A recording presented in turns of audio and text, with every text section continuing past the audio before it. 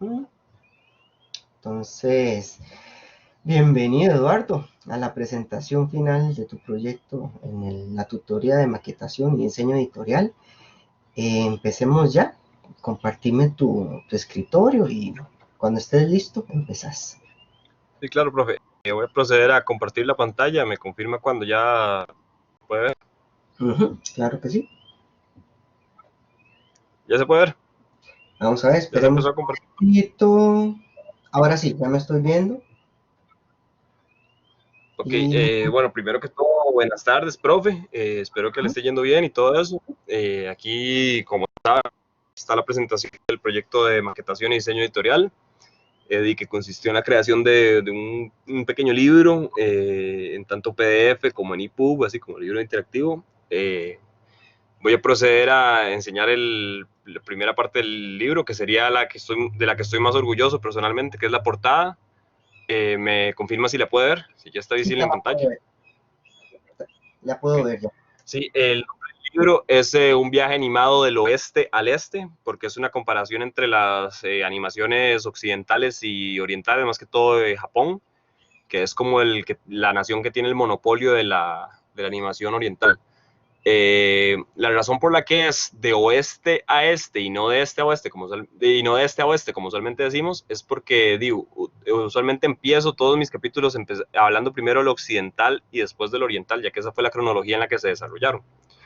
Esta portada fue hecha con Illustrator a mano, completamente a mano, y yo no tengo Wacom, entonces fue más difícil todavía porque fue básicamente a puro clic y a puro cálculo mío.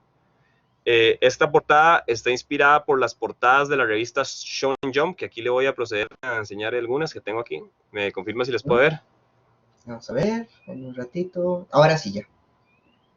Sí, esta revista es posiblemente la revista más importante en lo que es el manga y el anime, porque de aquí es donde todas las series famosas, Naruto, Dragon Ball Z, My Hero Academia, JoJo's, han venido. Básicamente todas empezaron aquí. Lo que es esta revista es que, digamos, agarra pequeñas partes de cada manga y las publica todas juntas. Es como una antología de distintos mangas. Y eventualmente, si el manga es lo suficientemente exitoso, pues se desarrolla en su propia línea de distribución. Aunque a algunos mangas les gusta por tradición mantenerse tanto en su línea de distribución propia como en la de Shonen Jump, por el prestigio que tiene la revista, digamos. Entonces este fue lo que inspiró mi portada. Claro, lo que sí hice fue mezclar los personajes de anime con los personajes cartoon del occidente para representar ambos lados del mundo. Los personajes aquí mostrados son, el del medio es Shotaro Kaneda de Akira, el bichito este que está aquí al lado, derecho del Mae, es Totoro, del mi vecino Totoro. Aquí está Naruto, Goku, los famosos Luffy de One Piece, que es el manga más exitoso del mundo a nivel económico. Y Mazinger Z, que es posiblemente aquí en Costa Rica, es de los personajes más icónicos. Aquí yo conozco un montón de gente que ahora Mazinger. Y por supuesto elegí representar por lo menos de los cartoons, por lo menos uno de cada una de las productoras grandes. Por ejemplo, aquí estaba Esponja de la Nickelodeon, el Rey Simba de Disney. Elegí a Batman porque lo siento que los cómics y los superhéroes son también muy parte esencial de la animación occidental y además de eso representan como la parte más seria. Y por supuesto Bugs Bunny, que es uno de los más icónicos, que es prácticamente un ícono cultural que representa a la Warner Brothers y también la Cartoon Network. Voy a proceder a la segunda página. Poder. ¿Ya la puedo ver? Ok, aquí en mi página tengo una aclaratoria muy breve que es bueno, primero que todo se me acredita a mí como maquetador, diagramador y diseñador gráfico, y la aclaratoria es para aclarar que todas las imágenes y trabajos mencionados, así como los personajes y las series y los elementos, son obviamente propiedad de sus respectivos autores, y este trabajo es sin ningún fin de lucro y es nada más para, digamos, como motivo expositivo, como motivo de análisis. Una de las primeras cosas que hice a través del InDesign fue en este índice que se puede ver aquí, hacer como un acceso rápido a todos los capítulos. Entonces voy a proceder a enseñarle cada uno, digamos, primero esta historia, lo cliqueo aquí y nos vamos a historia. ¿Me confirma si lo puede ver? Sí, sí, me llega la Y, señal. y una vez más, si para devolverse uno le da clic aquí en la esquinita, Goku, y se devuelve. Para el segundo, me voy aquí a donde está Coraje el perro cobarde, le doy clic y me manda al segundo capítulo, el de exponentes. Igualmente, cliqueo aquí para devolverme. Eso, Lo mismo sí. con Luffy. y por último con Leono.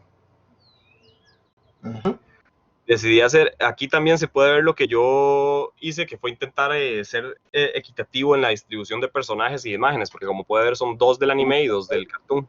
Siento que no hay que ser muy, no quise ser muy favoritista con uno y con el otro, quise ser bastante equitativo. Ok. Que aquí está la primera introducción, que sería la historia. Decidí hacer esta introducción para cada uno de los capítulos, una imagen que yo hice y una breve introducción así muy general de lo que va a tratar el capítulo. Este va cronológica y el desarrollo de ambos medios, no es mucho análisis propio mío, es más que todos los hechos. Básicamente aquí la primera página, si me confirma si le puede ver. Claro, claro que sí. Aquí yo básicamente hablo de donde empezó la animación así en general, lo cual empezó por ahí alrededor del siglo XIX. El primer ejemplo tal vez podría ser más bien como en 1888 por Émile Renaud, que creó un teatro óptico que se llamaba Pantomime Lumineuse, que es básicamente, es como lo que nosotros conocemos como tal vez lámparas mágicas o había otro nombre que nosotros usamos, que era como unos lentecitos que uno compraba a carajillo, que uno le metía como unas láminas y estripaba un Sí, botón y sí, pasaba sí, las sí. páginas. Exacto, sí, Sí, sí lo recuerdo. sí, los Pantomime Lumineuse fue básicamente una versión primitiva de eso. Y era más que todo era más que todo como un juguete de novedad para chiquitos, no tanto como un medio artístico. Se usaba mucho las linternas para proyectar los dibujos. De hecho, aquí estas imágenes que están aquí son algunos ejemplos de Pantomime Lumineuse. La animación también, la primera película con elementos animados, pero no 100% animada, o sea, la primera película así en total que puso algún elemento animado, fue Humorous Faces of Funny Faces, que fue en 1906. Y estos elementos animados fueron hechos en tiza, fueron dibujados en tiza y en pizarra. Y básicamente fue como una versión muy, muy, muy, muy primitiva de lo que es stop motion hoy en día, que básicamente van grabando uno por uno por uno cada movimiento de los personajes. La que sería la primera película completamente animada, así, al menos animación tradicional, sería Phantasmagorie de Emile Cole, que fue en 1908, si no me equivoco. Eso fue lo que sería ya lo que impulsó a más gente a empezar a experimentar con animación. A pesar de que Phantasmagorie no es tan espectacular, fue el inicio, pues. Entonces, básicamente ayudó a eso. Phantasmagorie, si no me equivoco, es esta aquí. Esta imagen. Bueno, pues después de Phantasmagorie se dieron el desarrollo de varios proyectos independientes, pero no muy destacables. El siguiente proyecto que se destacó fue la creación de Félix el Gato en 1919, porque Félix fue la primera mascota animada, por así decirlo, porque nosotros tal vez, más que toda la gente de una generación más atrás, cuando les dicen animación o faulas o cartoon, lo primero que tienden a imaginar es como un animalito, un bichito ahí, un Bugs Bunny, un Mickey Mouse, un animal antropomórfico. Esa es una tendencia muy popular y muy icónica que fue empezada por el Gato Félix. Pero así como el Gato Félix fue el primero, el más importante sería sin dudas Mickey Mouse, que él apareció hasta 1928. Él apareció por primera vez en la película Steamboat Willie, que fue no solo la primera aparición de Mickey Mouse, sino que fue el primer corto animado con audio sincronizado además, que el audio iba con respecto a lo que pasaba. Esto fue idea de Walt Disney, el revolucionario Walt Disney, que más adelante le hablaré de él más a fondo. Esto básicamente lo que era que mientras se proyectaba la imagen en el cine, mientras se proyectaba la animación, una banda sonora se ocupaba de hacer el sonido. Aparte, no estaba ya implementado por así decirlo, en el archivo del cine, sino que era parte. Y 4 años después, Disney volvería a hacer un cambio muy fuerte en la industria, que sería en 1932, cuando él hizo una asociación con Technicolor para crear Flowers and Peace, que sería el primer corto animado con color. Y bueno, gracias a esto, a estos avances de Disney, él básicamente sería el que impulsó lo que se conoce como la época dorada de la animación americana, lo cual vivió la creación de personajes como los Looney Tunes, Popeye, Tom y Jerry, cuyo creador lastimosamente pasó a mejor vida muy recientemente, Betty Boop, la Pantera Rosa, etcétera, etcétera. Eh, y además de eso, los otros personajes icónicos de Disney como Donald y Goofy. Eh, Sin embargo, había algo que Disney quería experimentar, que era hacer una película animada completamente así, animada, que tuviera una duración que fuera igual a la de los actores, porque para ese entonces la animación estaba reservada a cortos muy, muy, muy breves, si acaso 10 minutos, algo así, yo creo que menos todavía. Y él quería ya hacer una película de lo que llaman ya feature film, que ya es una película seria, de duración seria, un largometraje. Mucha gente dudó de él, a más no poder, muchos le dijeron que estaba loco y le dijeron que si lo hacía, él iba a mandar a su sin embargo, los probó a todos equivocados porque él lanzó Blancanieves en los Siete Enanos, que es la primera película animada así, feature length, y fue muy éxito, fue un rotundo éxito. Y además de eso, demostró que sí había campo para la animación en el cine. Sin embargo, digamos, cuando salió originalmente, Blancanieves fue una excepción, no fue la norma, porque después de Blancanieves, siguientes películas y animaciones no fueron ni siquiera tan cerca del éxito de Blancanieves. Por ejemplo, Fantasía de Disney, que para mí es mucho mejor que Blancanieves, no alcanzó ni una décima parte de su ganancia porque, sí, porque no la pegó, básicamente. Eh, Básicamente, como había tantos fallos, no solo de parte de Disney, sino de parte de otras productoras, eso fue lo que impulsó a un montón de gente a desmotivarse en animación, y entonces Disney por un buen tiempo fueron los únicos que se tomaban la animación seriamente. La Warner Brothers también intentaba hacer lo suyo con la Looney Tunes y todo eso, pero el mayoritario era Disney. Yo diría que los que ya empezaron así como alrededor de los 70 fue cuando se empezó ya a desarrollar un poco más la animación como medio artístico, no tanto como dibujitos para niños, que sería cuando aparecieron, por ejemplo, Ralph Bakshi, que él es un animador que le gustaba hacer un poco, igual, historias para niños, pero un poco más crudas, no tanto yendo a lo adulto, pero un poco más crudas, un poco más gráficas, una que otra tenía una escena de terror o algo así. La más famosa de Ralph Bakshi es la adaptación animada del Señor de los Anillos y el Hobbit, pero también tiene Wizards, Fire and Ice, que son historias vikingas y cosas así. Y el que agarró la batuta de Ralph Bakshi para llevarlo aún mejor sería Don Bluth, para mí personalmente, que él es el creador de la productora Sullivan Bluth y que él trabajó mucho con Amblin Entertainment, que era una productora que trabajaba mucho con Steven Spielberg. Él básicamente con Steven Spielberg le picó el bichito de la animación.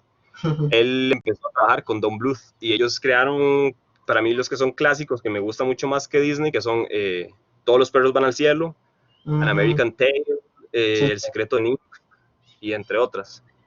Estos ayudaron el desarrollo mucho de la industria, se desarrolló mucho la industria. Entre los 60s a 80 la industria se desarrolló como nunca se había desarrollado antes. Pero en 1995 Disney volvería una vez más para completamente cambiar todo, que sería el año en que ellos lanzaron Toy Story, que Toy Story básicamente es lo que cambió el mundo porque ellos introdujeron animación por computadora en 3D. Ya no eran simples dibujos en 2D. Y bueno, lo que causó esto fue que una nueva revolución de animación 3D, que vio el nacimiento de, por ejemplo, DreamWorks o Blue Sky, los cuales crearon Shrek, La Era del Hielo, B-Movie y muchas otras películas. Además de eso, que este sería el estilo que Disney abrazaría como su nuevo estilo en el siglo XXI, ya que básicamente las películas de animación tradicional creadas por Disney desde entonces son contadas con la mano. Yo creo que sería casi que como la princesa y el sapo, nada más. Sí, La mayoría del resto todo son live action. Bueno, ahora live action es el bichito que les ha picado ahora de volver a hacer todo lo que ellos tenían antes, pero con gente normal, lo cual siento que borra un montón de la magia de las animaciones originales. Pero la otra cosa que ellos sí hacen es mantener esa animación digital 3D, que ellos básicamente son los expertos. Ellos ya tienen la fórmula bien generada de cómo hacer una buena película de animación 3D y tocarle las emociones a la gente. Y no tanto ellos, sino también Pixar. Sinceramente, yo siento que es más trabajo de Pixar que de la Disney, pero técnicamente Pixar es Disney. En la televisión, sin embargo, como en el mundo del cine se desarrolló un poco más lento, pero en la televisión sí se desarrolló mucho más fácil. Más que todo después de 1937, se apareció mucho una cosa que se conoce muy popular para los cartoons, es los Saturday Morning Cartoons, más que todo en América, que era la costumbre que tenían los niños americanos del sábado en la mañana sentarse con su platón de cereal a ver caricaturas.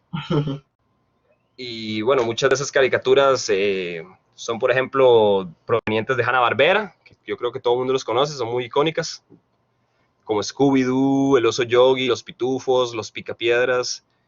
También aquí es donde se vio mucha presencia de la Warner Brothers con sus Looney Tunes y sus fantasías animadas de ayer y hoy, que básicamente eran la misma franquicia, pero dividida en dos. La diferencia era muy mínima.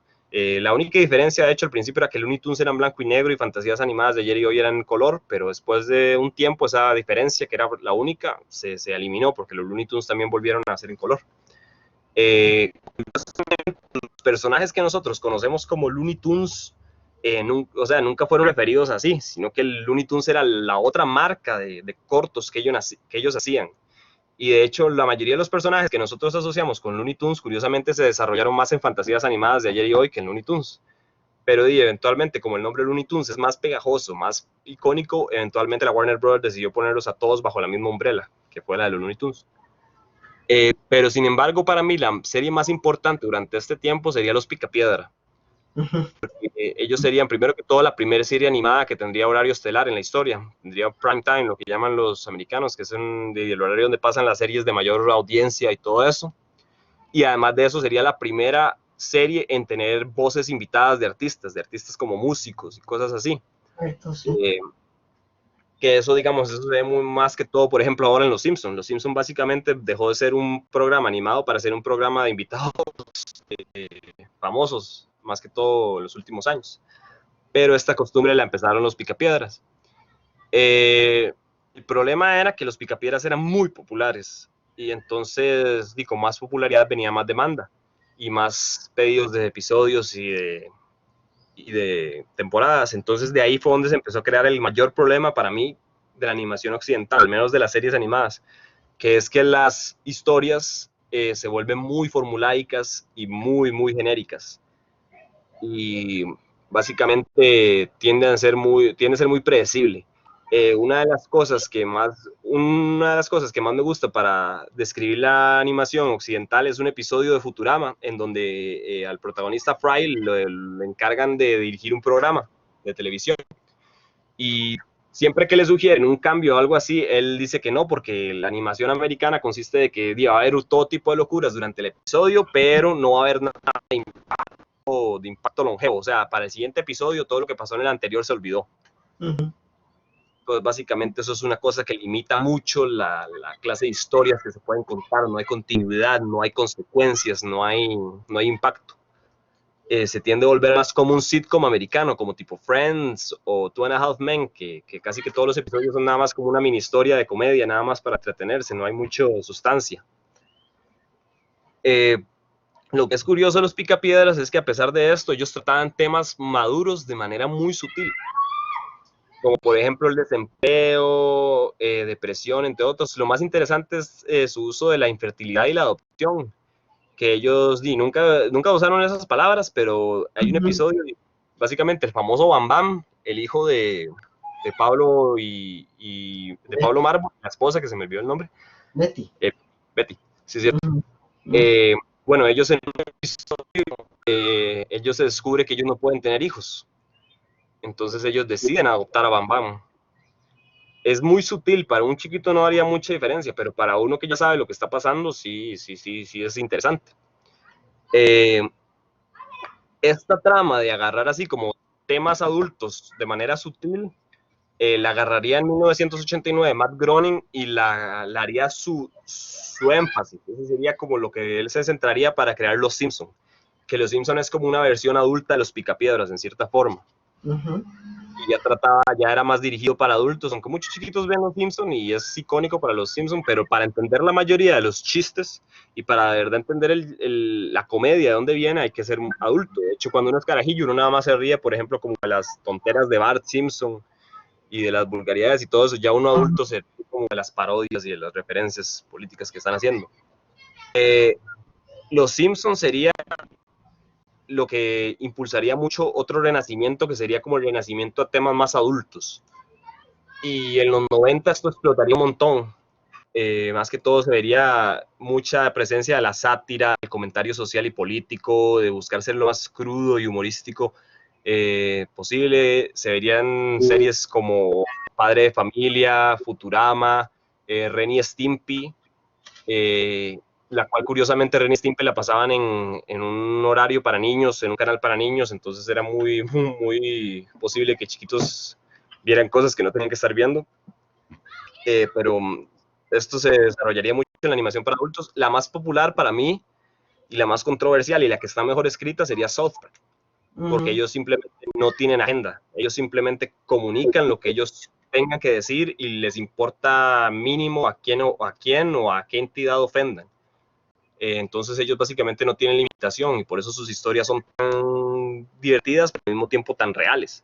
Mientras que los Simpsons, más que todo, modernamente tiende a tener una agenda y tiende a tener más que todo lo que es la ganancia por encima de la Ujú. creativa.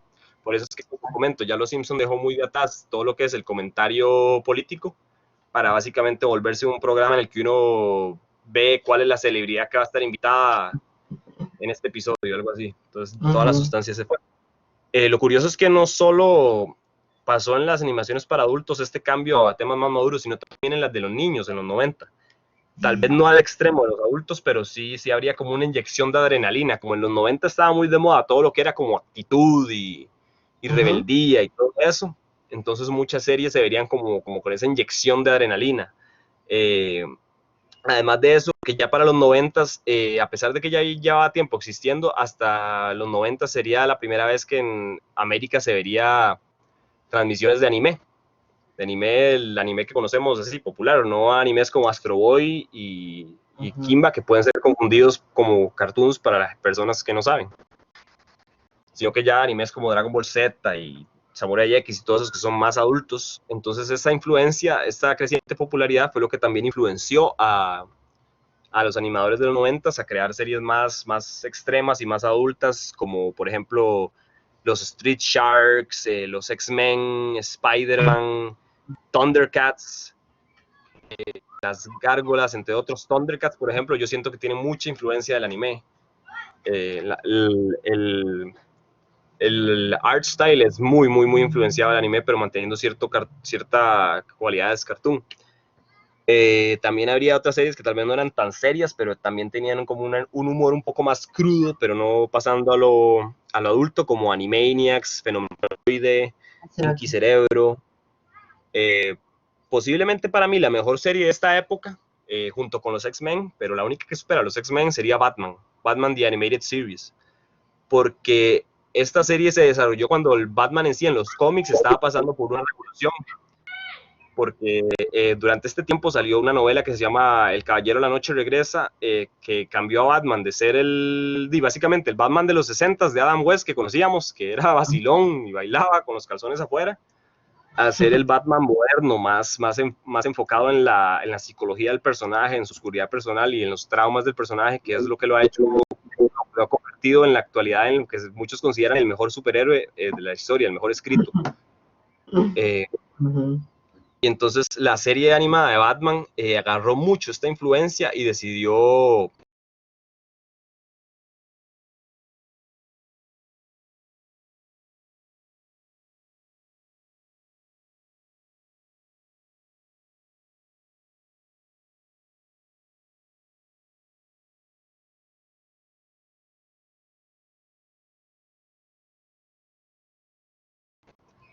abrazarla. La serie animada de Batman, a mí personalmente, de me parecía un toque aburrida, mientras que ahora grande yo la adoro y la veo cada vez que puedo porque trata unos temas que son muy interesantes, muy complejos, tiene unas historias muy buenas, trata muy bien a los personajes. Por ejemplo, hay un episodio en el que el personaje de Oscar es explorado de manera muy excelente psicológicamente, el más desarrolla una tercera personalidad y de todo. Y la animación y todo eso era muy, muy fluida, muy bonita, tenía muchas influencias de la película de 1989, que fue lo que ayudó mucho a promocionar la serie. Un dato curioso de esta animación es que la razón por la que la serie de Batman es tan oscura es porque en vez de ser dibujada en papel tradicional, era dibujada en papel negro. Entonces eso le daba como ese ambiente gótico, noir, oscuro que tenía. Pero digamos, ya entrando a los 2000 se vería como un poco más de descenso en lo que es toda esta adrenalina y actitud, y los cartoons se volverían un poco más tranquilos y graciosos, un poco más reflejando sus orígenes, lo cual sería ejemplo tal vez como Bob Esponja, el laboratorio de Dexter, Eddie. Esta es la época en la que se desarrolló Nickelodeon y Cartoon Network. Ya Cartoon Network se había desarrollado con las animaciones anteriores, pero esta fue la época en la que desarrolló sus animaciones originales, porque ya que The Batman y todos esos eran transmitidas en Cartoon Network, pero no eran creadas por Cartoon Network. Ahora sí, ya estas series como Eddie y todas esas ya eran propias de Cartoon Network. Entonces fueron los que lo impulsaron. Esta época es interesante porque también hay mucha sustancia. Las series tienen mucho que decir, a pesar de todavía estar con esa fórmula de que las consecuencias de un episodio no pasan al otro y así, pero sin embargo tenían mucho que decir. Tenían muchos comentarios sobre la vida diaria de los jóvenes y de los adultos. Eran como una versión muy light, muy infantil de Los Simpsons. Sin embargo, ya por ahí de los 2010 es cuando, al menos yo personalmente, siento que se ve un descenso en la calidad de los productos infantiles. Ya se vuelven mucho más genéricos, las animaciones son básicamente la misma, y eso más adelante lo va a ver en la comparación. Tienen el mismo modelo para todo, pero sin embargo, mientras en la parte infantil se cayó todo, en la parte madura se han desarrollado más, ya que ahora las animaciones para adultos tienen mucho público. Por ejemplo, BoJack Horseman se ha vuelto muy popular en Netflix, es una de las series más comentadas. Igual Rick and Morty, todo el mundo le encanta Rick and Morty. Yo hasta que estoy harto de ver las series y las fotos de Rick and Morty en todo lado.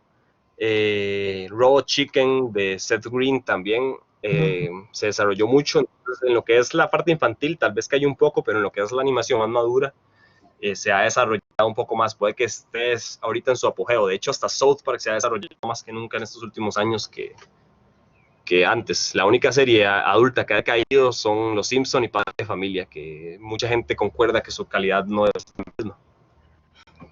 Ya pasé la página, si me puede confirmar si se ve. Vamos a ver. Ya, ahora sí. Sí, la página donde sale el anime. Bueno, y ya eso sería lo de la animación occidental. En lo que es el área oriental, sinceramente yo siento que es un poco más interesante. Bueno, lo primero que hay que notar es que antes de 1923 había muchas animaciones independientes y cortos que se realizaron, pero la mayoría de estos, la gran mayoría de hecho, se perdieron completamente gracias al terremoto de Kanto de 1923, que causó horrible destrucción en la infraestructura del país, y eso fue lo que causó que se perdieran muchos de estos trabajos. Algunos de estos trabajos se han encontrado y se han expuesto, muchos de ellos se han encontrado en tiendas de antigüedades o de variedades completamente perdidos, y algunos hasta se desconocen de autor y de todo. Por ejemplo, el corto animado de anime más viejo que se conoce actualmente es de 1907, se llama Katsudo Sashin, y es un corto de 3 segundos, nada más. No se sabe quién es autor, no se sabe para nada quién es autor. Literalmente se descubrió en 2005 en una tienda de antigüedades, y lo único que traía era el año de creación y el nombre. Después hay otro de 1917, que ese ya es un poco más sustancioso, se llama Nakamura Gatana. Lo descubrieron en 2008, igualmente en una tienda de antigüedades, y este sí es un poco más sustancioso porque en vez de ser nada más un 3 segundos para mostrar así movimiento, este ya es un corto de comedia de 4 minutos, que es de un samurái que compra una espada y no le sirve, lo estafan básicamente. De hecho, la forma en la que está dibujado y la forma en la que trata comedia se asemeja más a un cartoon que lo que conocemos como anime hoy en día.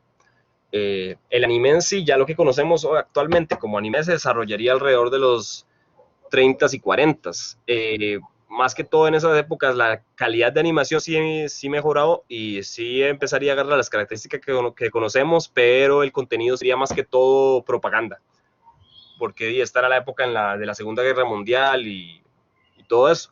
Entonces, más que todo era pura propaganda japonesa. Por ejemplo, el primer filme ya así de larga duración, el largometraje pues de anime, sería Momotaro, los marineros sagrados, pero ese filme es pura propaganda, es literalmente pura propaganda de la Segunda Guerra Mundial. Tiene historia como sí, digamos, simplemente una historia de unos creo que son perritos que se enlistan para el ejército japonés y los mandan a matar gringos, básicamente. Es muy glorificado la forma en la que Japón, según ellos, predomina América y todo eso. Es pura propaganda, básicamente. El verdadero comienzo ya del anime, ya así como sustancia, ya más que todo en los 60, primero con Three Tales, que es una antología de 3 cortos, que son cuentos de hadas de 1960. Ese sería el primer anime mostrado en televisión.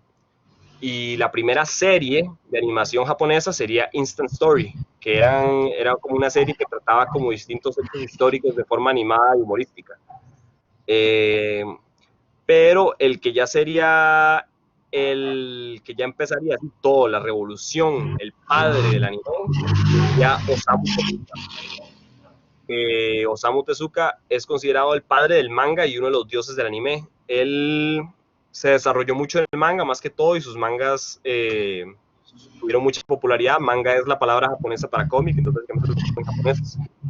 Y su popularidad sería tanta que le pedirían que empezara a desarrollar versiones animadas de sus trabajos, empezando con 1963 con Astro Boy, que es posiblemente uno de los más icónicos, y él es el que daría el inicio a los métodos de animación y clichés que conocemos.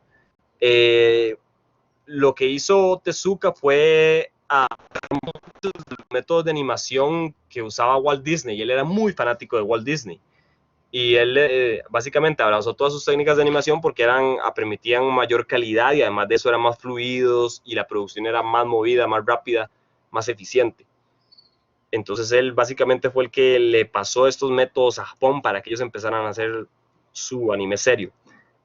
Otros animes que él produjo fueron Dororo, que es como su historia adulta, es muy bueno. Lastimosamente, cuando Tezuka estaba en vida, la única adaptación que pudieron hacer no tenía muy buena calidad de animación. Ya actualmente, en el siglo XXI, ya tenemos una adaptación más buena, con mejor animación, muy bien escrita, pero lastimosamente Tezuka nunca pudo vivir para ver eso. Otro anime muy famoso que él crearía sería Kimba León Blanco, que muy tristemente sería robado por Disney casi que en su totalidad para crear el sin dar nada de crédito a Tezuka. El ascenso de la popularidad del manga y más que todo por los trabajos de Tezuka fue lo que llevó a la creación de las adaptaciones de este medio, lo cual es como el pilar de la industria en Japón. Mientras que en América hay uno que otro serie animada adaptada a un cómic como Spider-Man y X-Men, no son como la norma, son como excepciones. Y además de eso, estas series no están tan apegadas al cómic, digamos, lo que hacen es que agarran los personajes y hacen sus propias historias. Nunca cuesta mucho que adapten un cómic directamente. Mientras que en Japón, la gran mayoría de animes tienden a ser una adaptación de un manga famoso.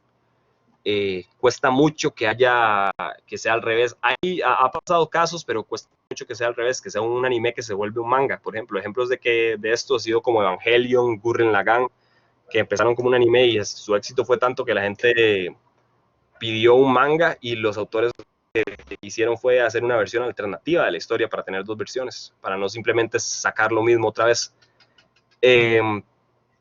Básicamente todos estos elementos empezarían a desarrollar la industria. Tezuka sería el que introdujo, por ejemplo, los famosos ojos de anime, que es posiblemente el rasgo más icónico, más reconocible de los personajes de anime.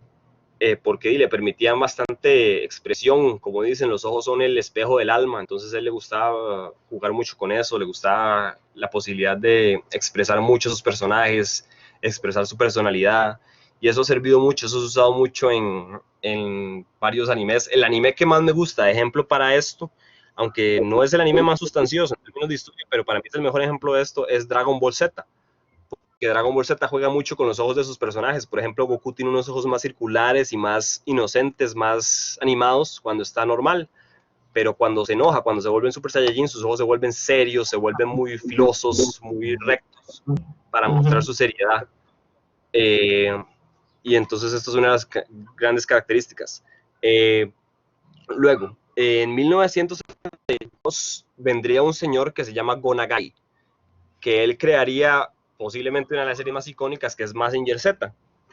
Mazinger Z es el primer ejemplo del mecha. El mecha es posiblemente uno de los géneros más icónicos del anime, junto con el shounen.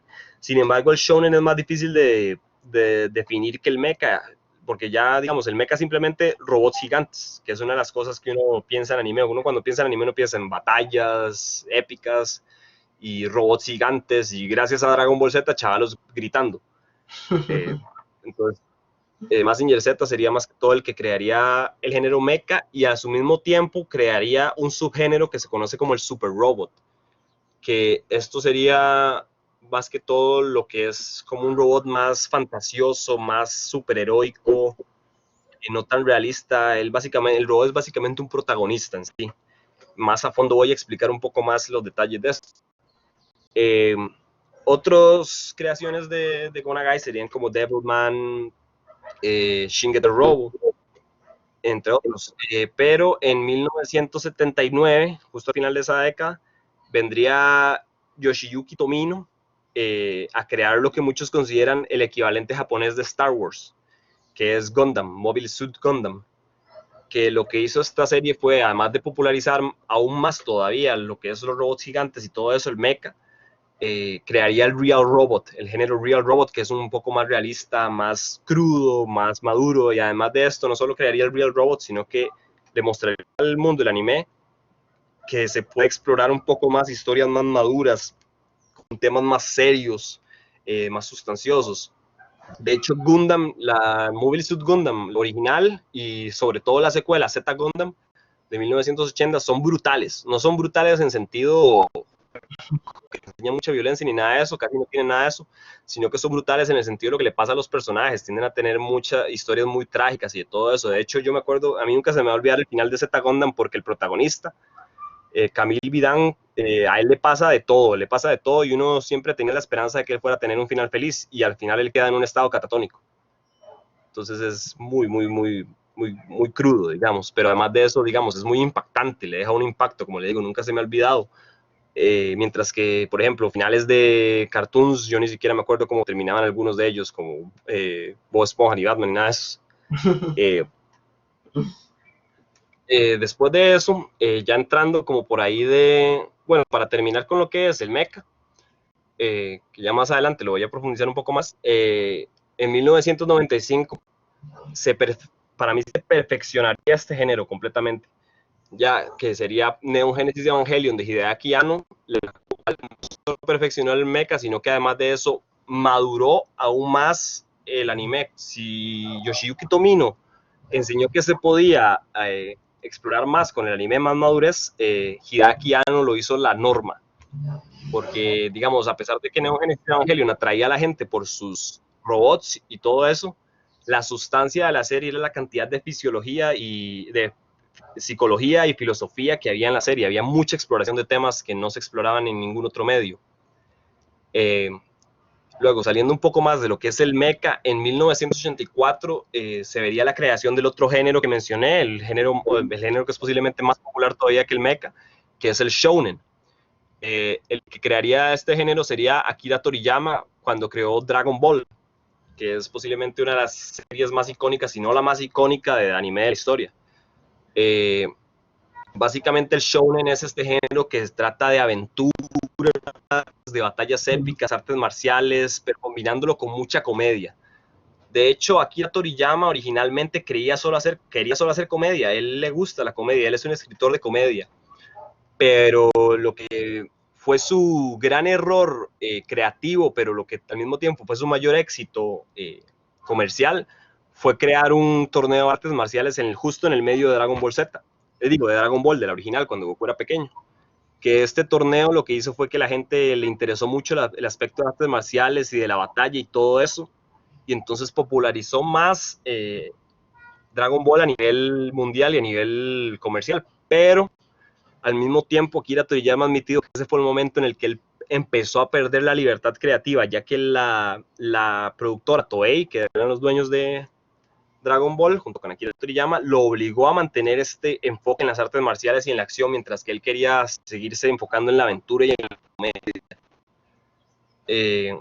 Y básicamente a medida de esto fue lo que creó el Shonen. Él lo empezó con Dragon Ball y lo desarrolló al 100% con Dragon Ball Z, en donde él crearía los estereotipos del Shonen, del protagonista que es humilde, un poco tonto, come mucho, come como un chancho, es muy aventurero, es muy positivo y además de eso busca autosuperación, siempre busca superar sus límites, ir más allá, ser más fuerte y todo eso. El rival, que es como la antítesis, que lo que busca es competir con su protagonista, como por ejemplo Vegeta, de Dragon Ball, Sasuke, de Naruto, etc. Los antagonistas, que tienden a ser más villanos momentáneos, nada más mientras dura su saga, que un villano general para toda la serie. Dragon Ball Z tiene esa estructura de sagas, que en una saga es este villano, después lo matan y sigue el siguiente villano y así, así, y así. Básicamente, la fórmula del shonen, así muy simplificada, la describen los expertos como: empiezas con una comedia y ya cuando los espectadores se encariñaron con los personajes, entonces los empiezas a hacer que se peleen unos entre otros, a agarrarse a bombazos, pues. Y bueno, este género es el que básicamente sería el pilar del anime, más que todo en lo que es lo moderno. Los animes más exitosos son shonen. De hecho, shonen en sí no era un género, era una demográfica, que los jóvenes, adolescentes y niños. Pero las características que creó Dragon Ball Z fueron tan icónicas y además de eso tan copiadas, tan usadas por otros autores, que obligaron al shonen a ser tanto una demográfica como un género. Eh, Muchos ejemplos de este género son, por ejemplo, Naruto, One Piece, Bleach, My Hero Academia, Hunter x Hunter. Muchos de estos son, la mayoría de los animes así más icónicos, más conocidos, tienden a ser shonen. Para mí el mejor shonen a nivel personal, al menos a los que yo he visto, son Hunter x Hunter, que lo que es que el autor de esta serie, que se llama Togashi, se me olvidó el primer nombre, él lo que hizo fue estudiar otros shonen para ver cómo él podía deconstruir el género, que fue él básicamente hizo con el shonen lo que Hideaki Anno hizo con el mecha. Él lo deconstruyó y creó su propia forma de hacerlo. Y además de eso, el otro que para mí compite con Hunter x Hunter es Full Metal Alchemist Brotherhood, que mucha gente, si usted se fija en internet, así lista de mejores animes de la historia, Full Metal Alchemist Brotherhood usualmente le va a aparecer de primero, porque este género, esta serie,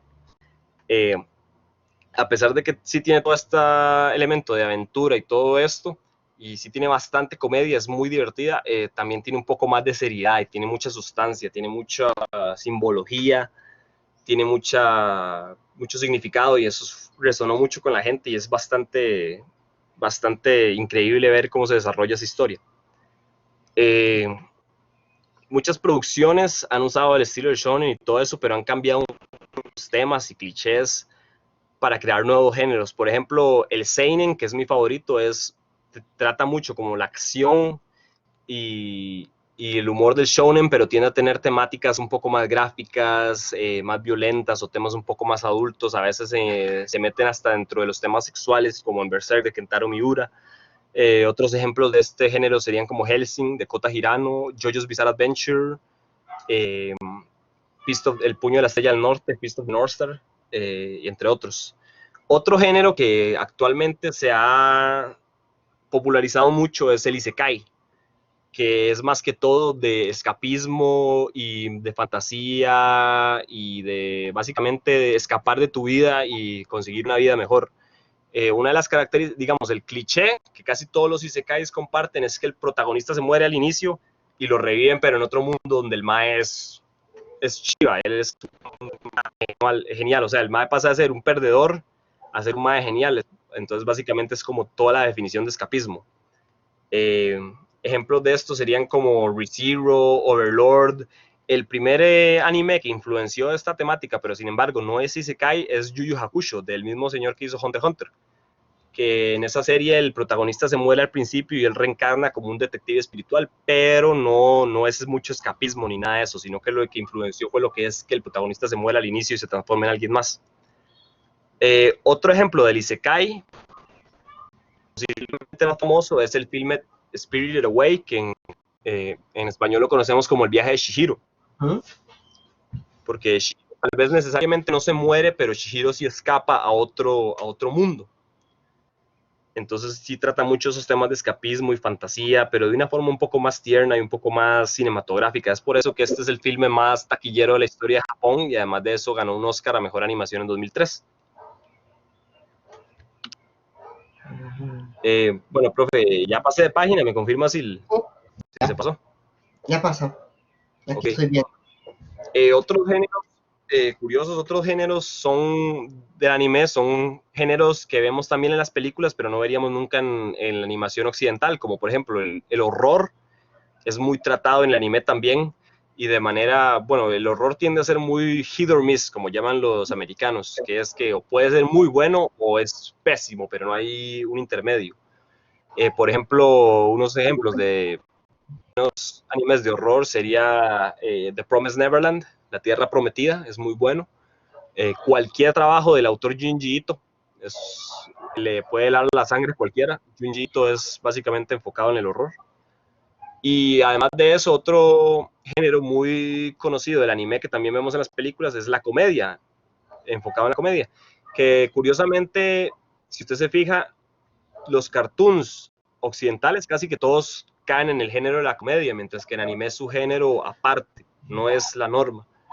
Y tiende a ser, y de hecho tiende a ser muy buena comedia. Unos ejemplos que a mí me encantan de comedia de anime son Gintama, que yo lo recomiendo 100%, es muy bueno, es muy comédico, tiende a parodiar todas las series de anime que existen y además de eso parodia las series occidentales y hasta parodia política y de todo, o sea, nadie se salva de Gintama. Konosuba es muy bueno, de hecho ya hace poco lo vi y me encantó, es un isekai, pero es una parodia del isekai. Básicamente agarra todos los clichés y los manda al carajo, por así decirlo, si me perdonan el lenguaje. Por ejemplo, una cosa que me encanta de esto es que, digamos, una cosa que hacen mucho en el isekai, que a mí me molesta, por eso a mí no me gusta tanto el isekai, es que el chavalo cuando pasa al otro mundo donde se hace genial, le caen huilas del cielo, básicamente le caen huilas del cielo. Willow y todo eso. Y el mae juega de chuzo, de que no le importa. En Konosuba lo que me parece interesante es que al protagonista Kazuma, cuando él pasa al otro universo, también le caen como 3 Willas que son muy guapas y de todo. Y él al principio él está como, ¡ah, qué chiva! Tengo Willas y todo eso. Lo curioso es que el autor las escribe de forma en que ellas son insoportables, así, insoportables. Una está loca, una es una inútil, una es demasiado violenta. Entonces él muy rápidamente pierde toda la emoción que tenía y básicamente se pone muy serio y se pone muy decepcionado y anda por ahí siendo serio. Y la forma en la que está escrito es muy brillante. Otra que también es divertida es The Devil is a Part-Timer, que tiene un concepto que me parece muy interesante, que trata de que básicamente el diablo se aburre de ser el diablo y se va a trabajar a McDonald's. Y el chiste es como de ver este ser fantástico en un ambiente normal. Sin embargo, para mí, ya saliéndonos un poco de los géneros, yo sí tengo que mencionar así y de manera obligatoria el filme Akira de 1988, porque este filme es posiblemente el anime más importante de la historia. A pesar de no ser el primero, a pesar de no ser una revolución, algo así, este filme impulsó mucho el anime a nivel mundial. Fue un filme de animación japonesa que hizo 42 millones de dólares solo en Estados Unidos en 1988, que eso jamás, o sea, ahora, hoy en día cuesta mucho y en ese entonces jamás. Y no solo eso, sino que además inspiró el medio del entretenimiento en general, no solo el anime. Por ejemplo, usted pregunta usted ve entrevistas de cualquier director famoso, de cualquier director artístico, ellos han visto o han influenciado por Akira, al menos después de 1988. Para mí este filme es como el Blancanieves del anime, porque fue el filme que probó que sí había plata en el anime, que sí se podía hacer una historia, que sí se podía hacer un filme, un largometraje y todo eso. Y mucho de lo que influenció a Akira fue sus técnicas de animación, sus temáticas, sus escenas enteras de la película han sido copiadas y de todo. Y básicamente Akira es la razón por la que el anime se popularizó y gracias a Akira, la popularidad de Akira llevó a la creación de Toonami, que fue el otro factor clave para la popularización mundial del anime. Toonami es un bloque de animación que daba antes Cartoon Network en las noches, que era básicamente series de comedia adulta y anime. Entonces aquí fue donde mucha gente a nivel mundial conoció series como Pokémon, Digimon, Gundam Wing y Dragon Ball Z, que son como los que se consideran como los animes esenciales, digamos, de esa época. Esto más que todo se veía en Cartoon Network, como le dije, y esto fue lo que inició el boom del anime que continúa hasta hoy. De hecho, ahora más que nunca. Aquí, o sea, me brinqué un toque aquí, como puede ver, hay un video que muestra el proceso de animación de Akira. Me confirma si ya se empieza a ver. Ya se empieza a ver. Sí, básicamente es como puede ver, así para ser breve, si no durar mucho. Se puede ver como todo el detalle que ellos le ponen a la animación.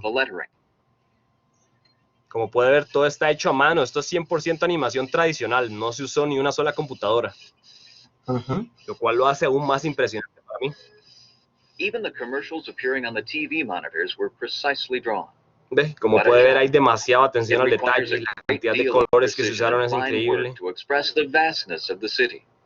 Bueno, para seguir avanzando, para no durar mucho, como puede ver, ahí se expone bastante lo que es. Yo creo que, si no me equivoco, se usaron alrededor de 246,000 colores en Akira. Ok, ahora Eduardo, el siguiente capítulo. Una pausita, ¿sí? Nada más. No, de veras, está un momento nada más aquí. De veras que sabes un montón de esto, te admiro, me dejas impresionado, ya entiendo por qué lo elegiste como tema y veo toda la pasión depositada, dominas todo esto, así, así, así. Pero necesitamos negociar algo. Tratar de explicar cada sección en 10 minuticos, porque no sé si te has dado cuenta, pero solo en la primera duraste media hora. Sí, me doy cuenta. Tranquilo, podemos durar lo que quieras, pero sí te voy a comentar algo. Sí, en teoría, el tiempo de exposición de tutoría son 20 minutos, nada más. Entonces, nada más, renegociemos un poquitico, trata de durar 10 minuticos en cada una de las siguientes secciones para estar terminando la exposición aproximadamente a las 4:30, para que no se haga tan largo, porque también recordá que don Claudio lo va a ver y también lo va a ver el que me supervisa, entonces para que pueda, digamos, verlo más fluidamente. Y felicidades, hombre, veo que dominas montones esto. De hecho, me dan ganas de invitarte en algún momento si doy clase de animación, ya se quiere invitar por la historia, y esto queda como cátedra de fijo. Entonces, hagámoslo un poquito más compreso. Sí, puedes ir viendo el reloj y más o menos ir preparándote para 10 minutos en las 3 secciones que hace falta para terminar aproximadamente a las 4:30. ¿Ok? Claro, no hay problema. Continuemos. Sí, disculpa, es que sí, en la historia, como es más que todo hechos y cosas que uno se puede saltar, no hay tanto chunche para el análisis y tuve que apagarme mucho el libreto, pero aquí ya voy a intentar moverme más. Bueno, lo siguiente es como algunos exponentes que yo siento que tal vez no son mucho lo económico, sino los que movieron de forma creativa los géneros. Bueno, el primero sería obviamente Walt Disney.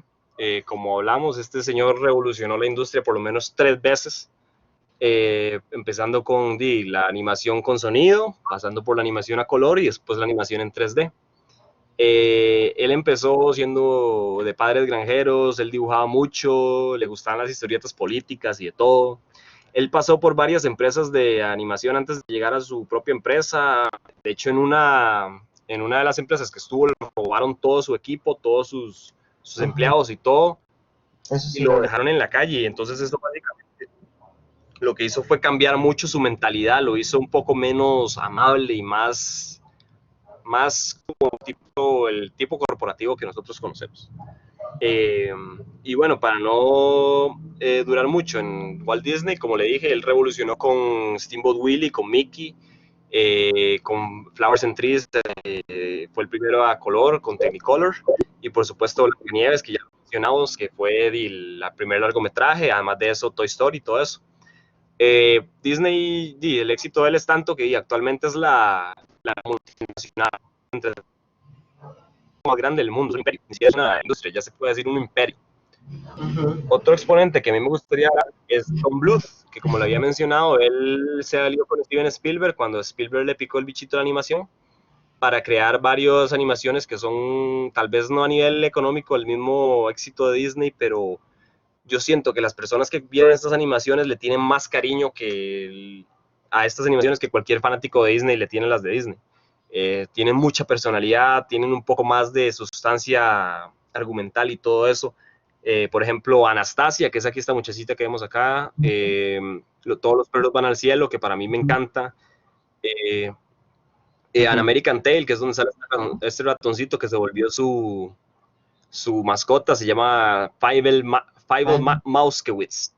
Sí, cuesta mucho pronunciar su nombre, es judío. Eh, y bueno, a pesar de ser tan revolucionario y de ser tan buen animador, tal vez en el sentido económico, Don Bluth no tuvo tanto éxito. Muchos de sus filmes fueron fallos. Los filmes más conocidos fueron éxitos, obviamente, pero otros de sus proyectos no fueron tan exitosos, lo cual lo llevó a no ser tan longevo como Disney, por ejemplo. Aunque él también marcó no solo la industria de la animación en el cine, sino también la animación en videojuegos, porque creó estos videojuegos Dragon's Lair y Space Ace, que son los que demostraron que sí se pueden hacer escenas animadas en los videojuegos, para no dejar que solo pantallas de texto contaran la historia, que eso era lo que se hacía antes. Otro ejemplo que a mí me gusta poner aquí, digamos, en ambos ejemplos, en los del anime y en los del cartoon, me gusta poner un ejemplo que se conoce como un wildcard, alguien que tal vez es un poco más fuera del molde. En este caso decidí hablar del dúo creativo de Matt Stone y Trey Parker, que son los creadores de South Park, que para mí ellos impulsaron el medio a nivel creativo y a nivel de lo que se podía mostrar y que lo que se podía criticar. Además de eso, su forma de producir es demasiado interesante. Bueno, primero que todo, todos sabemos que South Park es bastante duro, bastante brutal en lo que es su crítica a la sociedad y todo eso. Mucha gente cree erróneamente que todo el chiste de South Park viene de la vulgaridad de los chistes de pedos y todo eso, cuando en realidad son una gran minoría. La mayoría de los buenos chistes vienen de la política y de la forma en la que ellos, a pesar de ser una versión exagerada y estúpida de lo que pasa en la vida real, es muy relativo, como es muy inquietante ver lo mucho que se asemejan sus parodias a lo que pasa en la vida real. Entonces es como una pequeña risa incómoda que lo hacen sentir a uno. Es como, pero eso sí está pasando en la vida real. Y además de eso, por ejemplo, a mí me gustaría más hablar del proceso de producción, porque ellos, digamos, usualmente lo que hacen las animadoras es que firman para una temporada un año antes y desde ese entonces empiezan a producir la animación y digamos, y entonces desde un año antes ya tienen la temporada lista para ya una vez que llega la fecha de entrega, nada más se lo entregan a la productora y la productora los distribuye. South Park lo que hace es que ellos no empiezan la producción de sus capítulos, sino hasta 6 días antes de la entrega de la fecha de entrega. Y ellos lo que hacen es que básicamente se sientan a ver eventos actuales y discuten y básicamente hacen lo que se llama brainstorming y deciden lo que les da a ellos más risa, lo que a ellos más les divierte, lo que les da más risa es lo que le dan énfasis. Ellos les dan más énfasis a su diversión y a su gusto personal, más que a lo que es crítica y política, a pesar de que ellos son muy buenos en eso, porque es posiblemente eso lo que les ha mantenido tan activos y tan tranquilos en esto. Y bueno, como le digo, así van desarrollando los episodios 6 días antes de que salga la fecha de entrega y por eso es que logran hacer temas tan actuales como básicamente sale algún evento mundial y a la semana ya South Park está haciendo parodia de esto. Por ejemplo, aquí tengo una imagen de lo que fue el caso de Elian González, que una semana después de que pasó la deportación de Elian González, ya South Park estaba haciendo una parodia, aquí se puede ver. Y por último, de lo que son los cartoons, sería Tex Avery. Tex Avery a mí me gusta más que Walt Disney, ya que él fue el que creó los Looney Tunes y las fantasías animadas de ayer y hoy. En lo que contribuyó Tex Avery fue en sacar a los cartoons del estilo de Disney, de Blancanieves y todo eso, donde eran más proporcionales y más sentimentales y más bonitos, a lo que es lo que conocemos como hoy en día Cartoon. Ya son los personajes un poco más fantasiosos, las proporciones son un poco más pequeñas, más divertidas, más cabezones, más ojos saltones, más irreverentes, más locos, más frenéticos. Él fue el que creó, él básicamente un ejemplo de lo que él hizo fue que agarró Porky Pig, que Porky Pig antes era o sea, era un cerdo proporcional y todo, era más parecido a un cerdo, y lo convirtió en el cerdito que conocemos hoy en día. Y además de eso le dio al Pato Lucas y al Bugs Bunny sus actitudes frenéticas, sarcásticas, locas que nosotros conocemos. Y él también crearía, por ejemplo, el perrito Droopy, entre otros, y posiblemente su cartoon más famoso, o sea, el que se asocia más a él, a pesar de no ser tan famoso como Bugs Bunny, es este lobo. Lo que es el anime, bueno, aquí tenemos a Osamu Tezuka, que como ya discutí anteriormente es el Walt Disney del anime. Lo único que sí, bueno, ya para no volver a decir lo que ya dije, lo único que sí me gustaría decir es lo que pasó él con Kimba, con el León Blanco, que él creó Kimba, León Blanco, y Disney básicamente robó todo, desde los personajes hasta la historia y de todo. Y por ejemplo, Kimba, Simba, Scar, Claw, entre otros. Y lo peor es que Disney promocionó El Rey León como su primer historia original, que no está adaptada a una cuento de hadas, y lastimosamente fue mentira, fue algo que le robaron a Osamu Tezuka, que él por dicha, él tenía muy buen éxito financiero y está muy satisfecho creativamente, entonces nunca decidió tomar acción legal, pero no cambia el hecho que fue algo muy feo que hizo Disney. Otra cosa que yo quisiera hablar, que este es mi wildcard de lo de anime, es la Trinidad del Mecha, que digamos en el shonen hay una trinidad que sería Masashi Kishimoto, Tite Kubo y Eiichiro Oda, que son los creadores de Naruto respectivamente, que ellos son como los grandes tres del shonen. Sin embargo, ellos no cambiaron tanto el shonen sino que lo popularizaron nada más. Mientras que estos tres sí cambiaron mucho sus géneros. Digamos, Go Nagai inventó el Super Robot, en donde el robot es un superhéroe, es todopoderoso, es básicamente un protagonista más. Y es muy fantasioso, mientras que Yoshiyuki Tomino creó el Real Robot, en donde el enfoque más es como en la guerra, en los personajes humanos y en todo eso, y el robot es más una herramienta de guerra, no es diferente a un tanque o una bazooka. De hecho, si usted agarra, por ejemplo, los Gundams y los reemplaza con un tanque o una bazooka, la historia sigue siendo lo mismo. Básicamente el robot está ahí por lo que es visual. Y por último, Hideaki Anno lo que haría sería deconstruir este género, voltear todos sus clichés. Por ejemplo, el cliché del mecha es que ellos eligen a un adolescente optimista para salvar el mundo. Pues Hideaki Anno lo que hizo fue agarrar a un adolescente y poner a salvar el mundo. Sin embargo, Shinji, el protagonista, él lidia de manera muy realista como lo que sería el peso, la presión de tener tanta responsabilidad. Él es muy inseguro, él muy deprimido. Él tiene muchos defectos, mucha del atractivo de Evangelion viene de la exploración de la personalidad de los personajes y la filosofía. Y no solo inspiró el mecha, sino que inspiró el anime en general y creó muchas copias que no han llegado a la talla de Evangelion, como Rangsefon o Eureka Seven. Después Hayao Miyazaki, posiblemente es el más famoso junto con Akira Toriyama, el creador del estudio Ghibli, posiblemente el más exitoso a nivel económico de estos muchachos. Bueno, muchachos no, señores.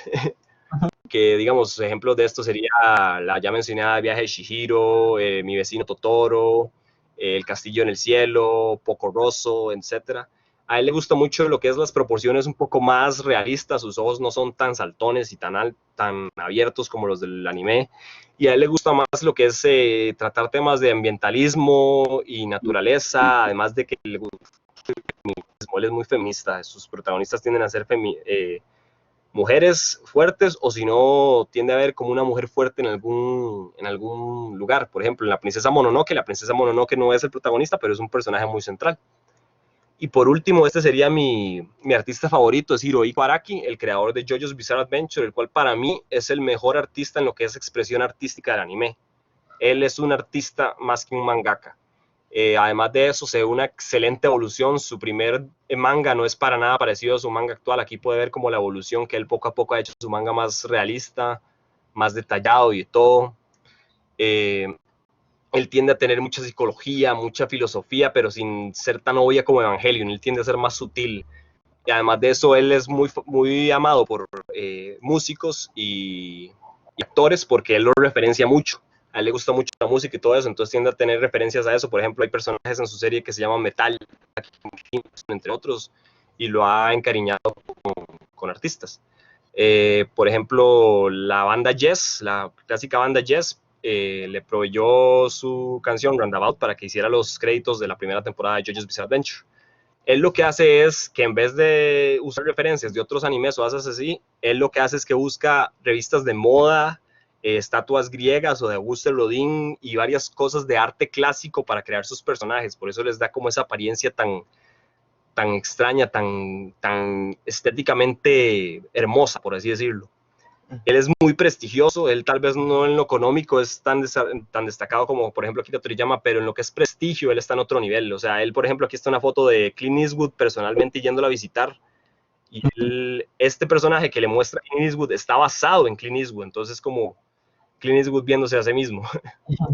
Y digamos, también es de los únicos artistas cuyo trabajo se ha exhibido en el Museo Louvre de Japón, de Francia, que es el museo de arte más grande, uno de los únicos artistas de manga, perdón.